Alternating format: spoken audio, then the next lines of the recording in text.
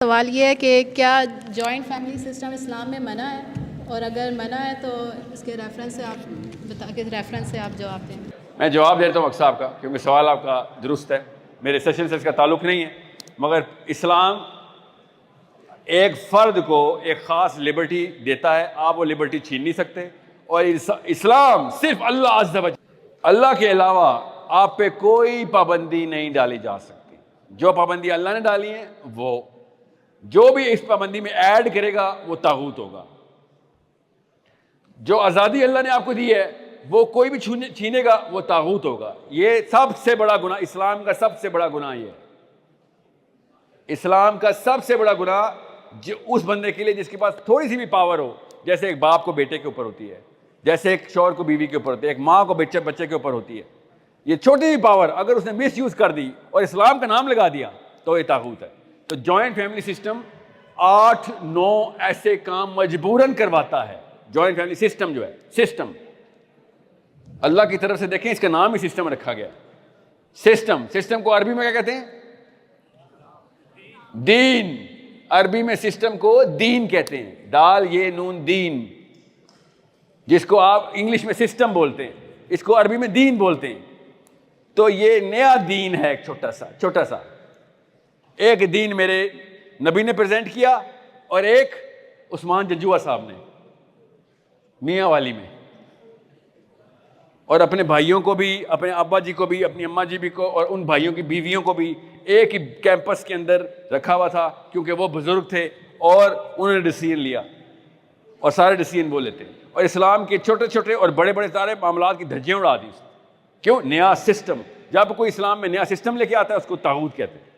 اسلام اپنا خود سسٹم ہے، اپنے سارے معاملات طے کرتا ہے۔ جو پاکستانی انکل آپ کے پاس آئے اور وہ کہے او بھائی یہ کون سی کہانی سنا رہا، تو کہنا ایک صحابی کا نام بتاؤ، بس ایک، جو جوائنٹ فیملی سسٹم میں رہا ہے۔ ان کو نہیں ماں باپ کے حقوق پتہ تھے، ان کو بھائیوں اور بھابھیوں کے حقوق پتہ تھے۔ آپ کو زیادہ پتہ چل گئے ہیں، زیادہ بڑے لیکچر دینا بند کرو، ہمیں صرف محمد کے لیکچر چاہیے، بس دیٹس اٹ۔ جو اسلام میں اختراع کرے، ایڈیشن کرے، سبٹریکشن کرے، وہ طاغوتی ہے اور جہنم میں ہے۔ یاد رکھیے گا، خود اپنے اوپر دروازے کھولتے ہیں اور ایک لڑکی کو وہ فرائض دیتے ہیں۔ آپ سے بات کرنی چاہیے جو اللہ نے دیے ہوئے، ساسیں کی خدمت کرنا اللہ نے نہیں کہا ہوا، آپ پہ اگر فرض کیا گیا فرض تو یہ طاغوت ہے۔ آپ خود والنٹریلی کر رہے ہیں تو طاغوت نہیں ہے۔ جو فرض کرے گا اور آپ کو جج کرے گا کہ آپ بری عورت ہیں، تو وہ خود بھی گیا اور آپ کو بھی لے گیا ساتھ۔ اب لڑکے کے اوپر آئیں ذرا، جب آپ کے والد صاحب گھر میں لیڈر ہوں تو آپ لیڈر نہیں ہو سکتے۔ ایک گھر میں 2 لیڈر نہیں ہوتے، ایک 2 بندوں کی ٹیم میں بھی ایک لیڈر ہوتا ہے، 6 بندوں کی ٹیم میں بھی ایک لیڈر ہوتا ہے۔ یہ فزکس نہیں ہے، بیسک بایولوجی ہے، یہ فرسٹ لا آف بایولوجی بتا، ٹھیک ہے، کہ ایک میان میں ایک تلوار۔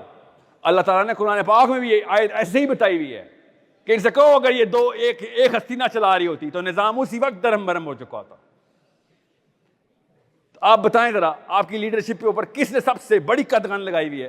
اس سسٹم نے، کہ آپ اپنا ڈیسیژن تب تک نہیں لے سکتے جب تک کہ دادا حضور کا جنازہ نہ پڑھ لیں، آپ تب بھی نہیں لے سکتے، کیونکہ پھر ابا حضور، پھر بڑے بھائی، چھوٹے چاچو۔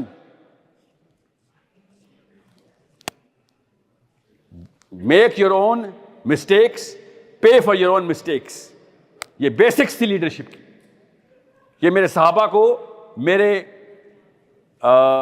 نبی نے صلی اللہ علیہ وسلم نے اپنے ہاتھوں سے ٹرین کیا اس بات پہ۔ یہ حقوق کا لفظ اسلام نے سکھایا ہے، مطالعہ پاکستان نے نہیں۔ جوائنٹ فیملی کا سسٹم ہمیں مطالعہ پاکستان نے سکھایا ہے۔ اسلامیات کتاب میں انٹر ہوتے ہیں پلیز جی۔